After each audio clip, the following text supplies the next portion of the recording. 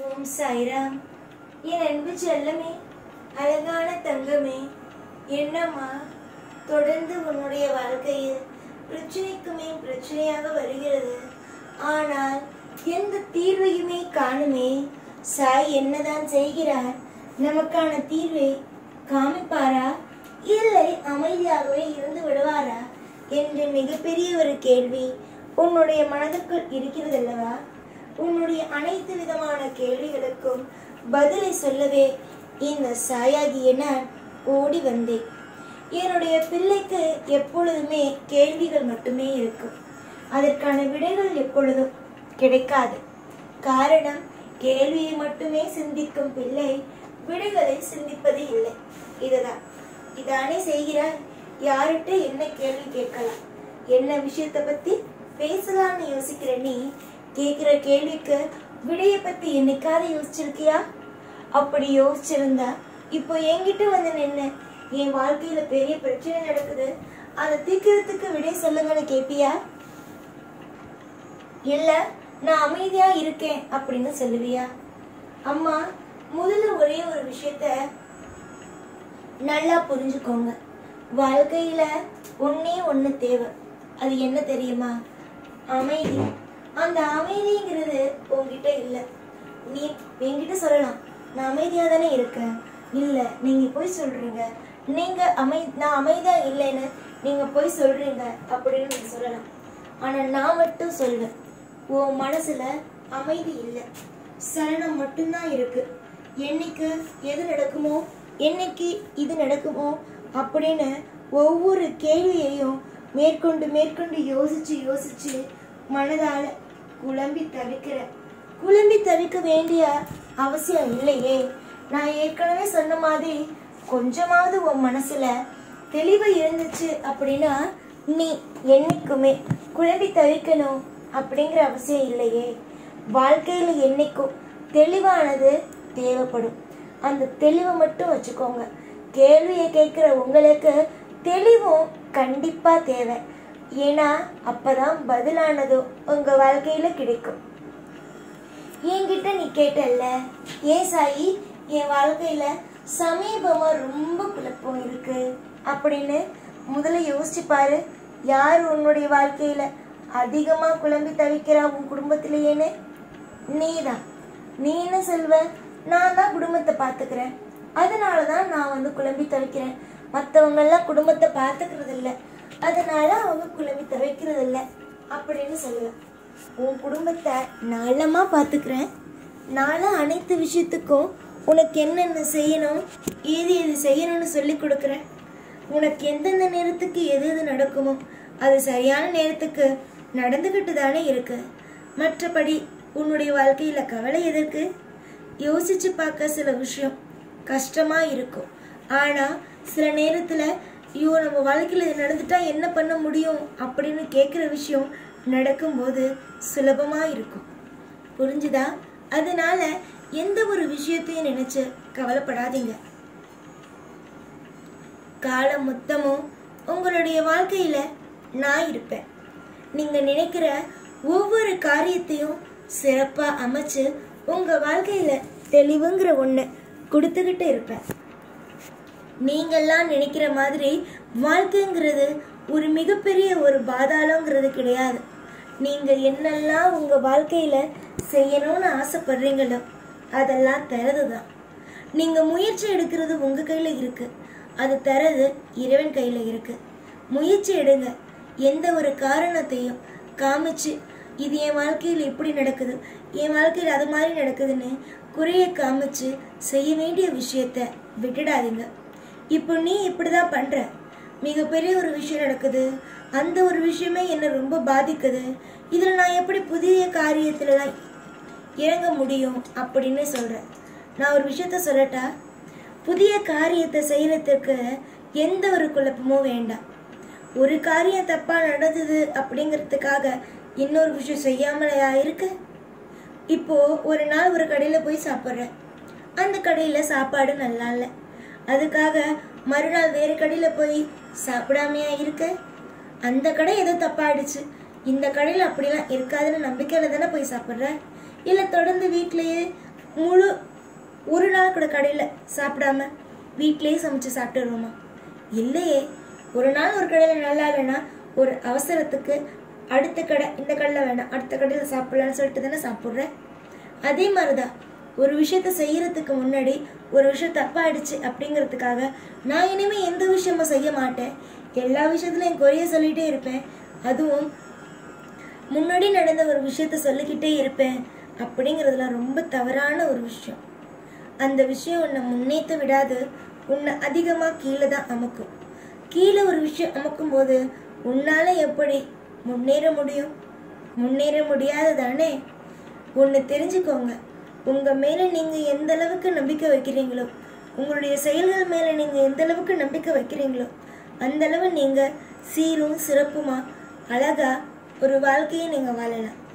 ஆனால் அதுவே உங்களுடைய வாழ்க்கையில் நீங்கள் முடிஞ்சு போன விஷயத்தையே காமிச்சுக்கிட்டு, இல்லை இப்போ சமீபமாக ஒரு விஷயம் உங்களுக்கு மன உளைச்சல் தர மாதிரி இருக்குது அப்படிங்கிறதுக்காக அடுத்த காரியத்துலையும் நான் இறங்க மாட்டேன் அப்படிங்கிறதெல்லாம் தவறான விஷயம். அது வாழ்க்கையை அடுத்த கட்டத்துக்கு கொண்டு போகாது, வாழ்க்கையே முடிச்சு விட்டோம். புரிஞ்சுதா உங்களுக்கு நான் என்ன சொல்கிறேன்னு? கொஞ்சம் முயற்சி செஞ்சு பாருங்கள், வாழ்க்கையில் எல்லாம் சிறப்பாக இருக்கும். கொஞ்ச நாளும் ஒவ்வொரு நாளும் கஷ்டப்பட்டுட்டே இருக்குமே, வாழ்க்கையில் வாழ்க்கை மாறாதான்னு நினைக்காதீங்க. உங்கள் வாழ்க்கை மாறும். எதிர்பார்க்குற தருணம் ஒவ்வொன்றும் பக்கத்தில் இருக்கு. நீங்கள் நினைக்கிற ஒவ்வொரு காரியமும் சிறப்பான காரியம்தான். நீங்கள் நினைக்கிற வாழ்க்கையில் நீங்கள் நினைக்கிறீங்க நம்ம தோற்றுருவோமோ அப்படின்னு. கண்டிப்பாக நீங்கள் தோற்க மாட்டீங்க. கண்டிப்பாக நீங்கள் ஜெயித்து அடுத்தது ஒரு வாழ்க்கைக்குள்ள போவீங்க, அது உறுதி. இன்னைக்கு ஊர் 1000 பேசும், நீ செய்கிற விஷயம் தப்பு, நீ செய்கிற விஷயம் இது பண்ணுது அது இதுன்னு. ஆனால் ஊர் சொல்கிறதையோ இல்லை உறவுகள் சொல்கிறதையோ காதில் போட்டு குழப்பிக்காம உன்னுடைய உன்னுடைய உன்னுடைய ஆசை என்னவோ அது நடக்கணும்னு மட்டும் என்னைக்கும் வேண்டுங்க. உங்களுடைய ஆசைகளும் உங்களுடைய கனவுகளும் நிச்சயமாக பழிக்கும். ஒரு நாளும் ஒரு பொழுதும் உங்களுடைய வாழ்க்கையில் நீங்கள் நினச்சிக்கிட்டு இருக்கிறது நடக்காமல் போகாது. ஏற்கனவே நிறைய முறை நிறைய நபரோட நீ இருந்து கஷ்டப்பட்டுட்ட.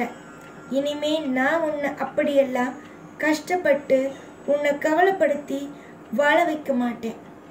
இன்பத்தையே கொடுத்து சந்தோஷத்தையே கொடுத்து உன்னை திருப்தியாக வாழ வைப்பேன். இப்போ உன்னுடைய வாழ்க்கையில் பண கஷ்டமும் அதிகமாக இருக்கு, அதுவே மிகப்பெரிய உளைச்சலாகவும் இருக்கு. சரியா சொல்றேனா? உன்னுடைய வாழ்க்கையில் பண கஷ்டமும் நிறையா இருக்கு. உன்கிட்ட இப்போ 10 ரூபாய் இருக்குன்னா 10 ரூபாயும் செலவாயிடுது. வரது சம்பாதிக்கிறது ஒரு உதாரணத்துக்கு சொல்கிறேன். 10 ரூபாய் சம்பாதிக்கிறேன்னா அந்த 10 ரூபாய்க்கு வேலை இருக்கு. அந்த 10 ரூபாயில் 1 ரூபாய் கூட சேர்க்க முடியல. அந்த 10 ரூபாயில் சில நேரத்தில் அந்த 10 ரூபாய் கிடைக்கிறதே பெரிய விஷயமா இருக்கு. அந்த மாதிரி வாழ்க்கை தான் இக்கட்டான ஒரு வாழ்க்கை. அந்த வாழ்க்கையில் இருந்தெல்லாம் கூடிய சீக்கிரத்தில் விடை பெற்று அடுத்துன்னு இன்பமாக வாழ ஆரம்பிப்பேன். தொடர்ந்து முயற்சி செய்கிற அத்தனை காரியமும் சிறப்பாகவே இருக்கும். தோல்விகளுக்கு இடத்தை எப்பொழுதும் கொடுக்காது. தோல்வி அப்படிங்கிறது என்னைக்கும் உன் வாழ்க்கையில் இருக்க போகிறதில்ல. உன் வாழ்க்கையில் வெற்றி மட்டும்தான் என்னைக்கும் இருக்கும். புரிஞ்சுதா? தோல்விகளுக்கு என்னைக்குமே இடமே இல்லை. இதுவரைக்கும் நடந்த விஷயங்கள் அத்தனையும் விட்டு இனிமேல் நடக்க போகும் விஷயங்கள் என்னவென்று நான் சொல்வதை கேட்டு உன்னுடைய வாழ்க்கையை நீ பத்திரமாக பார்த்துக்கொள். எனக்கு இது நடக்குது, அது நடக்குது, அந்த விஷயம் நடக்குது, இந்த விஷயம் நடக்குதுன்னு போட்டு குழப்பிக்கொள்ளாமல் எல்லா விஷயமும் சாய் நமக்காகவே உருவாக்கி வைத்திருக்கிறார். கண்டிப்பாக நமக்கு எல்லா நேரமும் தெளிவாகவே இருக்கும். நமக்கு இனி வரும் ஒவ்வொரு நாளும் பிறக்க போகும் ஒவ்வொரு நாளும் அற்புதமாகவே அமையும் என்று நம்பு. நீ நம்பதான் உன்னுடைய வாழ்க்கையில் தெளிவு பிறக்கும். தெய்வத்தை நீ எந்த அளவுக்கு நம்புகிறாயோ, எந்த அளவு நீ தெய்வத்தை நீ வணங்குகிறாயோ, அந்த அளவு உன் வாழ்வில் நிம்மதியும் சகல ஐஸ்வர்யங்களும் கிடைத்தே தீரும். நிறைய துரோகத்தை பார்த்தாச்சு, நிறைய விதமான கஷ்டங்களை அனுபவிச்சாச்சு. இதுக்கு மேல தெளிவாக இருப்பது மட்டும்தானம்மா உன்னுடைய வாழ்க்கையில தேவை. தெளிவை என்னைக்கும் விட்டுடாத. தெளிவா இருக்கிறது ரொம்ப நல்லது. இப்போ உன்னுடைய வாழ்க்கையில கஷ்டத்தை கொடுத்தது நீ தெளிவில்லாம இருந்ததுனால மட்டும்தான். நீ தெளிவா இருந்திருந்த ஏற்கனவே அப்படின்னா இந்த நிமிஷம் இந்த பொழுது என்கிட்ட வந்து நின்று இந்த மாதிரியெல்லாம் நடந்துருச்சு, அந்த மாதிரியெல்லாம் நடந்துருச்சுன்னு சொல்ல வேண்டிய அவசியம் இல்லை. தெளிவில்லாம நீ இருந்ததற்கானதுதான் இப்போ நீ அனுபவிக்க வேண்டிய இந்த அனைத்து பிரச்சனைகளுமே.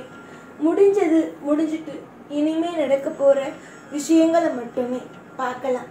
இதுக்கு மேல உன் வாழ்க்கையில துவண்டு போய் நிற்கணும், துவண்டு போய் எல்லாமே நடக்கணும் அப்படிங்கிற அவசியம் ஒண்ணுமே இல்லை. நீ இனிமே எந்த விஷயத்துக்கும் துவண்டு போக வேணாம்.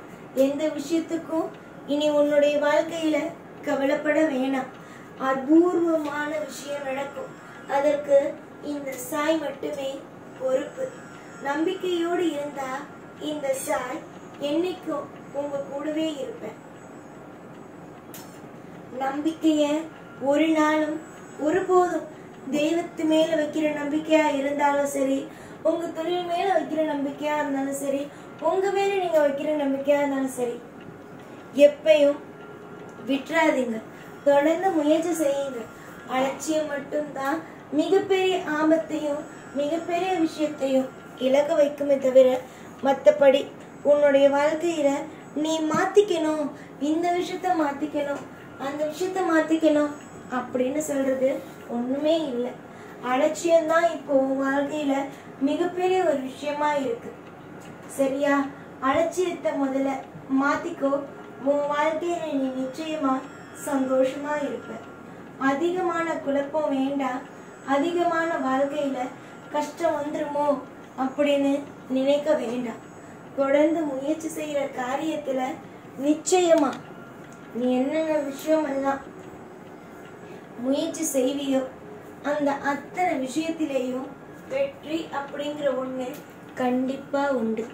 தோல்விதானே உன்னுடைய வாழ்க்கையில இப்போ ஆதிக்கம் செஞ்சுக்கிட்டு இருக்கு.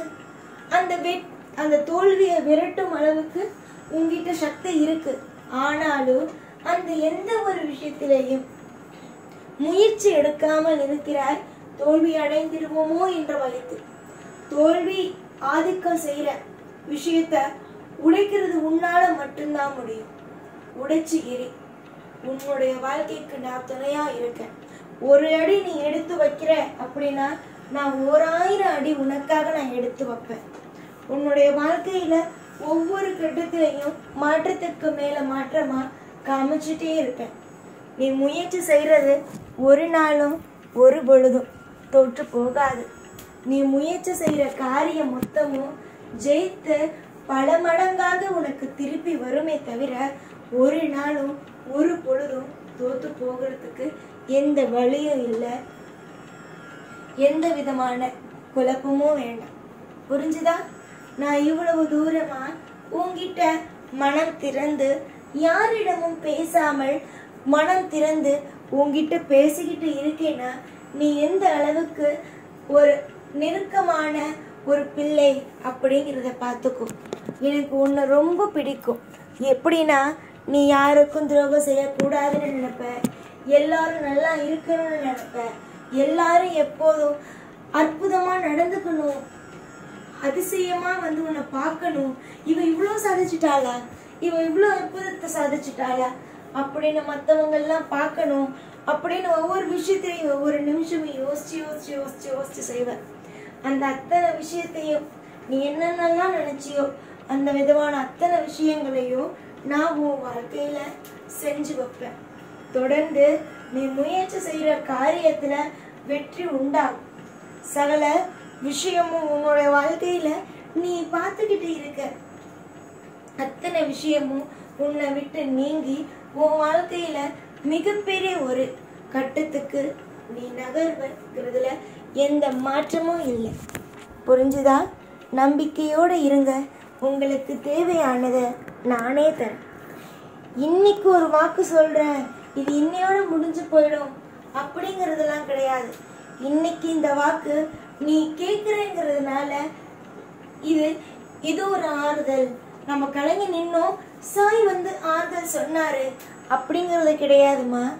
இந்த சாய் இந்த வாக்கை இன்னைக்கு சொல்றேன்னா ஆயுள் முழுக்கவும் நீ ஞாபகம் வச்சுக்க வேண்டியது உன்னுடைய கையில இருக்கு. இன்னைக்கு இந்த வாக்கு சொல்றேன்னா என்னைக்குமே உனக்கு நல்லதுதான் நடக்கும், உன் எதிர்காலத்துல என்னென்னலாம் நடக்கும்ங்கிறது தான் சொல்றேன். இப்பொழுது உன்கிட்ட காசு பணம் இல்லை, 10 ரூபாய் சம்பாதிக்கிறேன்னா 10 ரூபாய் செலவாகுது.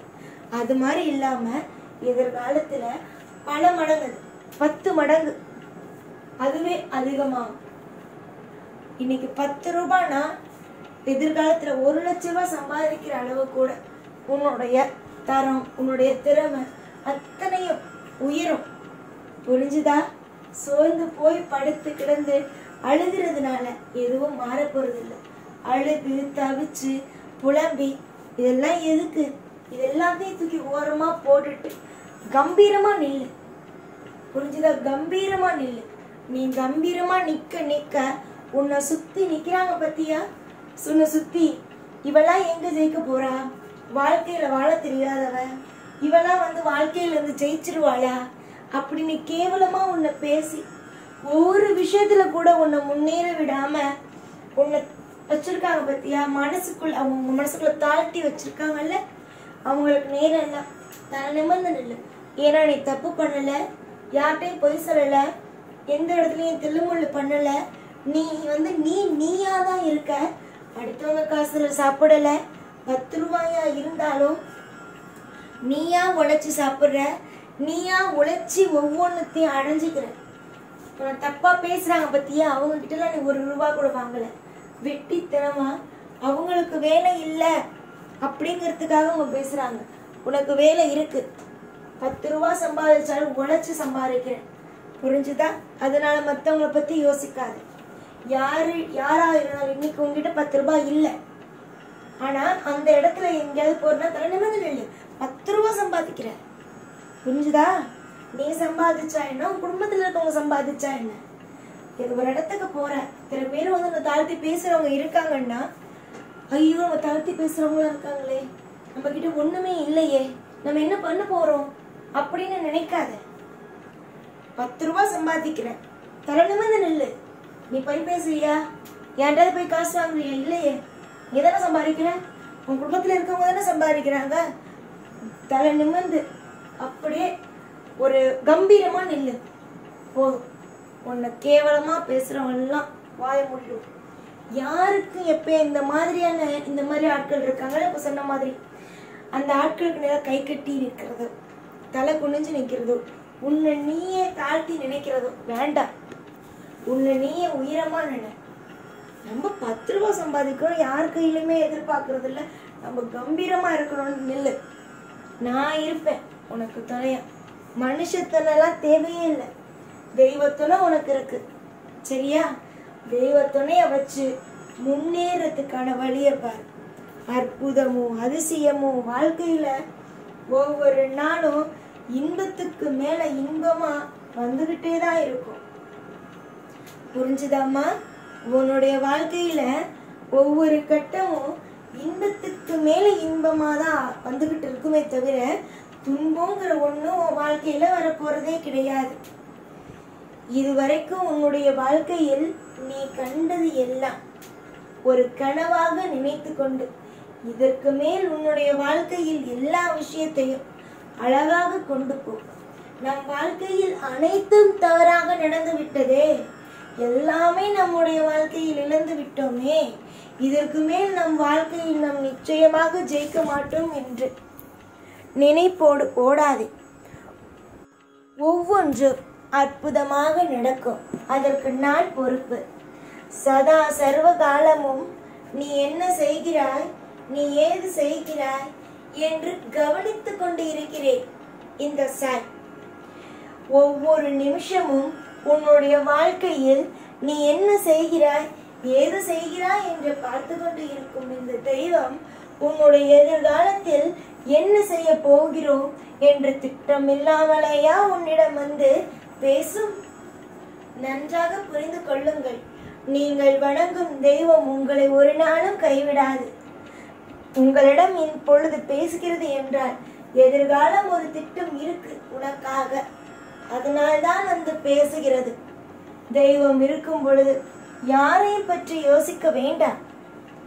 உன்னுடைய வாழ்க்கையில் நீ செய்வதுதான் சரியானது. புரிந்ததா? மற்றவர்கள் என்று மற்றவர்களை நினைத்து அழாதே. உன்னுடைய வாழ்வில் தேவையானது அத்தனையும் கிடைக்கும்.